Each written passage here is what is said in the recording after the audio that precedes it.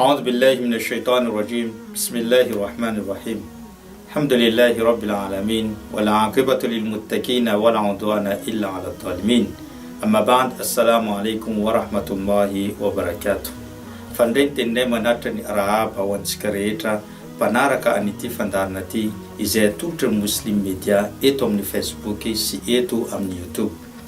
Atsika dia tsy mitsarotra midarana miderany Allah subhanahu wa ta'ala ary mandefa tsodrano sy fandriam-pahalemana ho amin'ny mpaminany Muhammad sallallahu alaihi wasallam. Raha lasa nabavy anatin'ny finoana Islam. Tamin'ny farany teo dia nakatsika karazana fampidirana mahakasika anireo tantara izay voarakitra ao anatin'izany boky masina Al-Qur'an al-Karim izany. Nolazaintsika teto ny lanjan'izany tantara izany sy mahazava-dehibe an'izany tantara izany. Fa amin'ity andro an'ity inshallah tsika hiditra amin'ny tantara voalohany izay nahatonga an'izany sora lehibe lava indrindra lehibe indrindra ao anatin'ny boky masina Al-Qur'an al-Karim antsoina hoe Suratul Baqara. Inona zavatra izay nandalo ary inona no tanjona tiany Allah subhanahu wa ta'ala ampitaina na ihany koa tiany lazaina amin'ny fandefasan'izany tantarany omby vavy ny Bani Israel ao anatin'izany boky masina Al-Qur'an al-Karim. Eto antsika mialoha ny dirantsika ao anatin'ny tantara mivantana dia aka tantaran'ny olona anankiroa zay mandray anjara lehibe, anjara asa lehibe ao anatin'izany tantara izany. Misy lehilahy anankiray zay olona mpanompany Allah, olona mendrika tamin'ny Bani Israel. Ka io olona io efa hiala aina izy dia tsy nanana zavatra na lova ho apetraka amin'ny fianakaviany izany lehilahy zany, nefa nisy mpanompany Allah, olona tsara, olona mendrika, tsy manana lova izy afa-tsy omby vavy anankiray. Io omby vavy anankiray dia omby vavy tsara, matavy, lehibe. Lokon'izany omby vavy zany dia mavo ranoray, tsy misy fangarony fa mavo ranoray. Ary rehefa mijery azy ianao dia mahafinaritra, tianao ny mahita an'izany omby vavy mavo ranoray zany. Ka rehefa ho faty io lehilahy io dia napetra ny wasia, zany hoe afatra ho amin'ny vady aman-janany manao hoe zaho tsy manana vola aman-karena ho apetrako anareo, afa-tsy ty omby vavy anankiray ty ihany no apetrako ho anareo lova, fa ny afatra lehibe apetrako aminareo hoe aza amidinareo mihitsy omby io ary aza vononareo raha tsy efa lehibe ireto zaza kamboty ireto any aorinany zay vao amidinareo, ary amidinareo amin'ny vidiny lehibe satria tsara loatra ity omby vavy ity. Rehefa maty zany rangahy zany dia somary niamafy ny fiainan'io kamboty io miaraka tamin'iray reniny.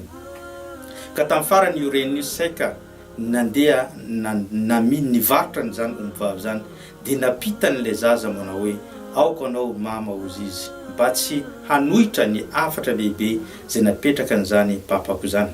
Ka navelan'izy ireo ilay omby vavy, notezain'izy ireo, niompian'izy ireo ilay omby vavy mandra-pahatongavan'izany zaza zany lehibe. Zay ny tantara anankiray zay mbola hidirantsika rehefa aveo fa apetrantsika eny amin'ny sisiny. Ny tantara anankiray indray dia misy tanora lahy tahaka ny tanora iny ihany koa izay kamboty ihany koa izany lehilahy zany. Inona zavatra zay niseho? Rehefa kamboty izy maty ny rainy dia nandeha mipetraka tamin'ny rahalahy rainy, zany hoe tamin'ny tontony no nipetrany. Ka io tontony io dia manana zanaka vavy anankiray. Rehefa mipetraka tao izy, ity tonton ty dia olona misy vola, olona manan-karena, saingy somary manakana n'izany zaza izany mba tsy ho lasa very amin'izany harena izany ka tsy dia manome loatra ny harena amin'izany zaza tanora izany, so dia varilavo amin'izany harena izany ka very izy tsy havita hiaina eto ambony tany amin'ny tokony ho izy. Ka inona zavatra zay nandalo? Hitany tsapany tanora iny fa ny zavatra anankiray manakana azy tsy hiadana amin'ilay harena ny tontony dia ilay tontony ihany. Ka teo izy napidiry ny shaytan ny hevitra ratsy tao aminy hoe raha vonoko ty tontonko ty dia ny harena ray manontolo dia lovaiko. Ary rehefa aveo vadiko ny zanan'izany tonton zany dia lasa zay roa miaraka manao an'izany, mandova an'izany. Ary tsy vitan'izany fa alaiko le fatin'ity tontonko ty dia alefako, zany hoe ariko eny amin'ny quartier hafa satria iaraha mahalala fa nireo Bani Israel, ireo Bani Israel, ireo taranaka Israel dia misy foko 240 zay hitantsika fa zanaka ny Yakoba alay isanandro dia misy 240.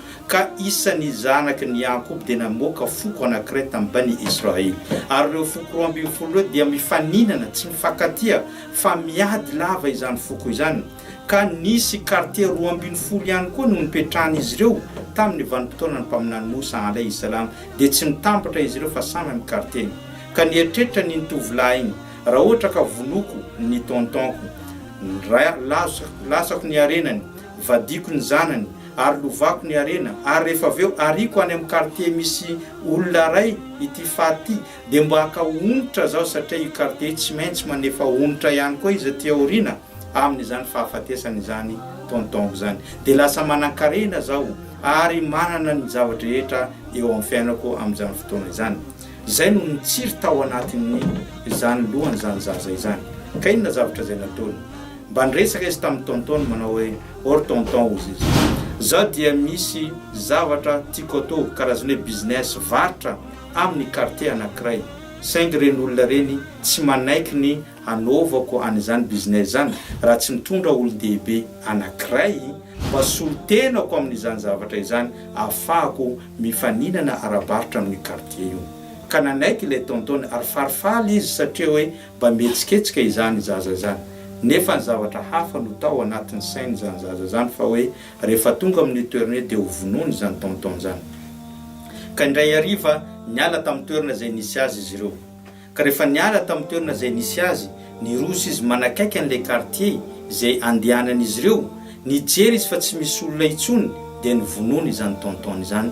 Ary rehefa maty ny tonton dia nalainy natsipiny amin'ny quartier izay mpifaninana aminy. Dia rehefa aveo izy nody tany an-trano, ary rehefa nody tany izy nandeha ny alina, mody nitomany izy fa hoe tsy hita ny tontony. Ka ny olona rehetrarehetra taitra nitady an'izany dia hita ilay fatin'ny tontony amin'ny quartier anankiray. Rehefa hita zany faty zany dia hita tamin'ny fotoana io fa hoe ny olona rehetra dia manome tsiny le quartier izay nahitana an'izany faty zany satria mety izy ireo no namono satria tsy mifanaraka ireo foko izay nisan'ireo Bani Israely. Rehefa nandeha ny fotoana dia saika raikitra mihitsy ny adipoko tamin'ny fotoana io satria tsy nanaiky ireo tamin'ny quartier nisy an'iny olona iny sy le quartier nahitana an'ilay faty, ka saika raikitra ny adipoko tamin'ny fotoana io. Ary rehefa saika raikitra ny adipoko, nisy ihany ireo olona manam-pahaizana sy olon-dehibe, olona matotra, ka niteny manao hoe ahoana no iadivantsika nefa mpaminany Mosa alayhi salam mbola velona ankehitriny. Andao tsika handeha anaraka na ihany koa andeha anontany ny mpaminany Mosa alayhi salam mahakasika n'izany fahafatesany zany rangahy zany, iza ny namono azy, iza ny tokony ho hita. Rehefa tonga tany izy ireo teo anatreha mpaminany Mosa alayhi salam, dia niteny mpaminany Mosa alayhi salam manao hoe Tompo Allah subhanahu wa ta'ala miteny fa hoe aoka nareo mamono ombivavy anankiray, ary ombivavy anankiray tapahana dia kapohana amin'izany fatiny zany rangahy zany, dia ifoha io rangahy io ka hiteny ranona no namono ahy, dia rehefa aveo miverina maty indray izany lehilahy zany.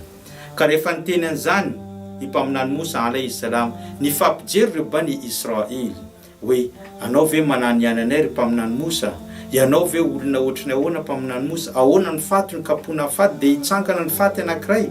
Izany no antony Tompo Allah subhanahu wa ta'ala mitantarany zany ao anatin'ny boky masina al-Qur'an al-Karim manao hoe wa iz qala Musa li qaumihi ya qaumi inna Allaha ya'murukum an tadhbahu baqara qalu atattakhizuna huzwa qala a'udhu billahi an akuna min al-jahilin. Teneniny Allah subhanahu wa ta'ala rehefa mpaminany Mosa alayhi salam niteny tamin'ireo vahoakany fa hoe Tompo Allah subhanahu wa ta'ala mandidy anareo hamono na hanao sorona ombivavy anankiray mba hafantarinareo iza ny namono, dia nareo niteny manao hoe anao ve manany ananay ry mpaminany Mosa. Ka zany zavatra izany somary nampalahelo an'i Mosa alayhi salam, ka niteny izy manao hoe a'udhu billahi an akuna min al-jahilin. Zao izy dia mitady fiarovana amin'ny Allah mba tsy hisan'ireo olona bado, tsy hisan'ireo olona tsy manan-tsaina, satria ny Bani Israely dia maro ny zavatra izay tsy neken'izy ireo tamin'izany mpaminany Mosa izany. Inshallah amin'ny toiny ity fandarana ity dia ho hitantsika eo ahoana ny zavatra izay nataon'izy ireo, ary ahoana ny nahafantarana fa iza ny olona izay namono an'izany rangahy izany. Satria mbola tantara lehibe, mbola vao hiatomboka ilay tantara hoe iza ny namono, fa ny fotoanantsika kosa manapetra tsy dia atao lava loatra so dia misy ihany koa ny faharerantsika miaino an'izany fa insha Allah amin'ny manaraka hotoizantsika eto hoe isan'ny namono tratra ve le mpamono ary ahoana ny nahatrarana azy moa ve tonga dia nanapaka an'izany ombivavy zany ireo bani Israely hitantsika insha Allah amin'ny episode manaraka insha Allah fa izay angamino tamin'ity androany ity isorako ny manaraka an'izany hatranam-piandohana ka hatramin'izao fiafaran'izao ny tenako dia mametraka ny mandrapitafa ho amin'ny herinan'io toy izao. Wassalamu alaikum wa rahmatullahi wa barakatuh.